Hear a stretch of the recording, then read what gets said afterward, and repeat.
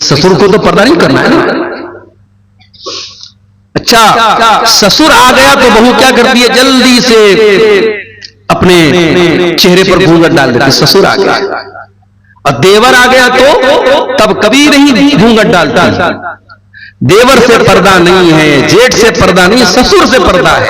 ये अजीब व गरीब सिस्टम हमारे यहाँ, जबकि ससुर तो गैर महरम नहीं है, महरम है वो।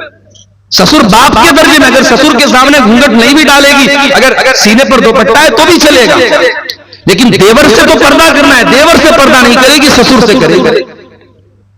तो यहां बहू को देखा ससुर ने कि बहू का चेहरा बड़ा उतरा हुआ है। कहा है मेरी बच्ची क्या बात है, नई नवेली दुल्हन तो बड़ा सच संवर करके रहती है, क्या बात है, तेरे बाल क्यों बिखरे पड़े हैं, तेरा चेहरा क्यों बिखरा पड़ा है, क्या बात है।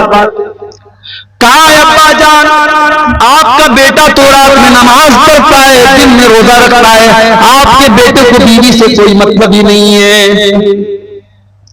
हजरत अमर बिन आस समझ गए क्या मसला है, डायरेक्ट बेटे को बोलना मुनासिब नहीं समझा। अल्लाह के रसूल सल्लल्लाहु अलैहि वसल्लम के पास आए, अल्लाह के नबी मेरे बेटे की नई नई शादी हुई है और ये हाल है, बीवी का हक अदा नहीं कर रहा है, बीवी के पास भी नहीं जाता है, रात रात भर नमाज पढ़ता है, दिन में रोजा रखता है।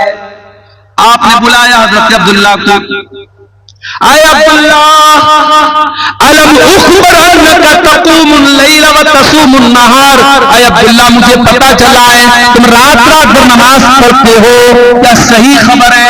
हाँ अल्लाह के नबी सही बात है। आए अब्दुल्ला मुझे पता चला है तुम दिन में कंटिन्यू रोजा रखते हो, क्या सही खबर है? हाँ अल्लाह के नबी सही खबर है।